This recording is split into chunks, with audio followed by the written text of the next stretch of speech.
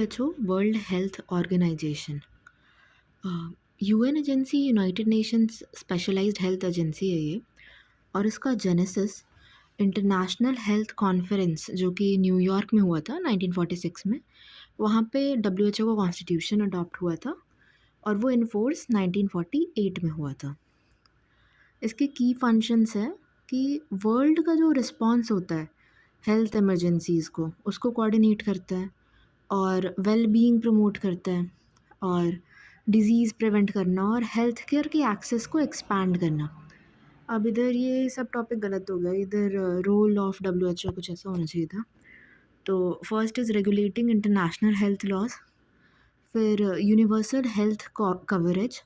Example में इसका दिया है डब्ल्यूएचओ का जो ग्लोबल ड्रग फैसिलिटी है।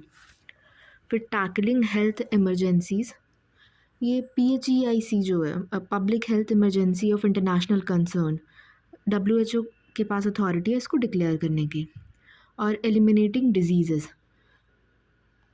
काफ़ी जो एग्जाम्पल्स में मैंशनड है जैसे स्मॉल पॉक्स, उसकी इराडिकेशन में डब्ल्यूएचओ का रोल रहा है, या फिर पोलियो। वैसे elimination and eradication are two different things.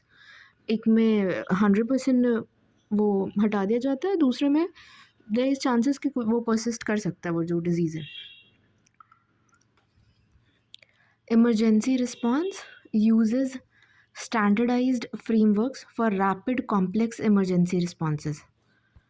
Health action plans, ये डब्ल्यूएचओ के जो इनिशिएटिव्स हैं इसमें 2017 टू 26 का टारगेट लेके कुछ प्लान्स बना रखे थे, जैसे एवरी न्यू बॉर्न को वैक्सीनेशन, ये सारी फैसिलिटीज़ मिले, इंडिजीनियस पीपल के हेल्थ को प्रायोरिटाइज़ किया जाए, न्यूट्रिशन, सर्वाइकल कैंसर। इसमें तो इंडिया में भी इसके 9 to 12 ईयर ओल्ड गर्ल्स को वैक्सीनेशंस के लिए टारगेट सेट किया हुआ है, मेनिंजाइटिस और टीबी और पोलियो इरेडिकेशन।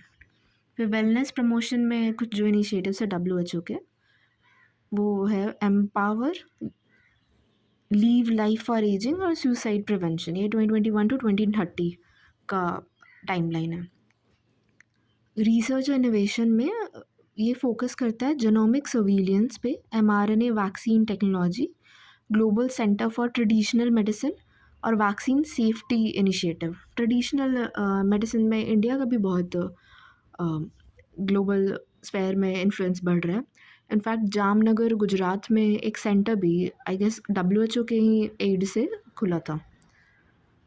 फिर shortcomings, poorly coordinated responses to outbreaks, political pressures specially China और यूएस से आता है, और कॉम्प्लेक्स ऑर्गेनाइजेशनल स्ट्रक्चर है, मल्टीपल डिपार्टमेंट्स है जो कि ओवरलैपिंग टास्क है उनका, मतलब इसमें भी इंटर डिपार्टमेंटल कोऑर्डिनेशन की ज़रूरत है।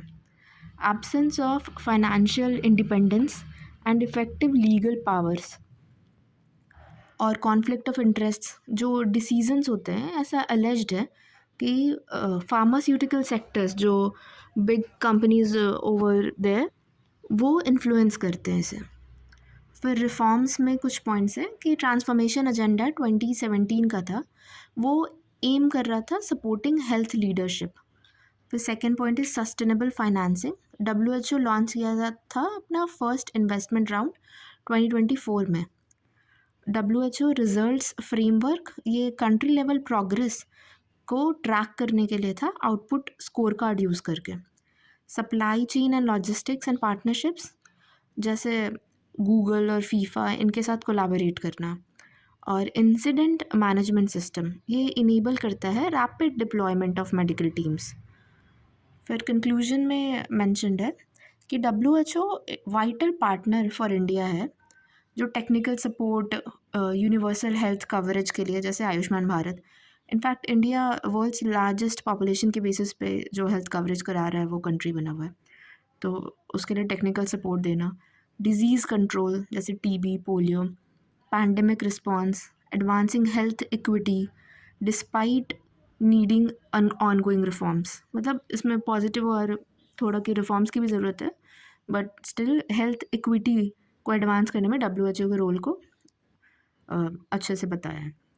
फिर एक क्वेश्चन है, ये भी 2024 GS2 IR में आया हुआ था उत्तर प्रदेश में, कि describe the organisational structure and funding of the world health organisation.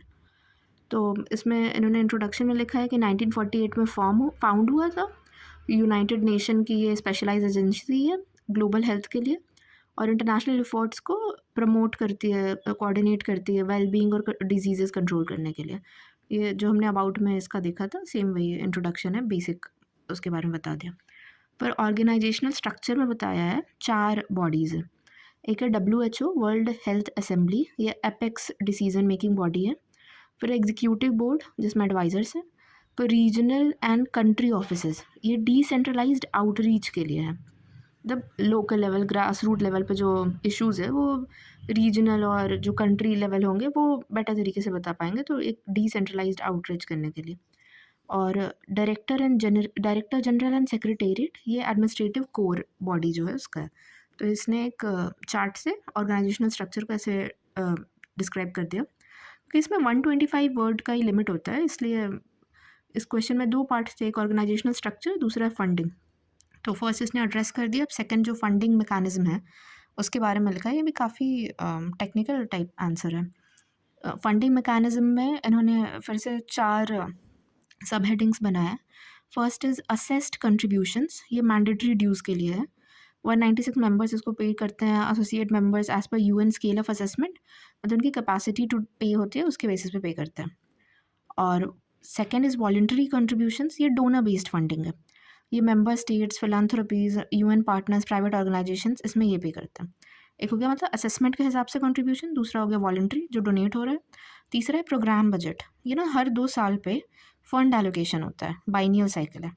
चौथा इज़ सस्टेनेबल फाइनेंसिंग रिफॉर्म्स, इसमें इन्होंने बोला है कि WHO जो ये वर्ल्ड हेल्थ असेंबली था, अपेक्स डिसीजन मेकिंग बॉडी, उसने डिसाइड किया है कि 2030-31 के बजट तक 50% ऑफ द बेस बजट जो है वो हम इंक्रीज़ करके असेस्ड कंट्रीब्यूशंस के थ्रू लें। अब इसके कंक्लूजन में इन्होंने मेंशन किया है कि through it's 3 tier structure and mixed funding model, WHO enables coordinated global action for health equity and emergency preparedness। ये 2 टर्म्स, हेल्थ इक्विटी और इमरजेंसी प्रिपेयर्डनेस। अब लास्ट में एक बहुत अच्छा कोट इन्होंने हेल्थ पे मेंशन कर दिया है कि health for all is not a slogan, it is a global commitment. अच्छा है काफ़ी, health for all is not a slogan, it is a global commitment. Okay, तो ये WHO हमारा कंप्लीट हुआ।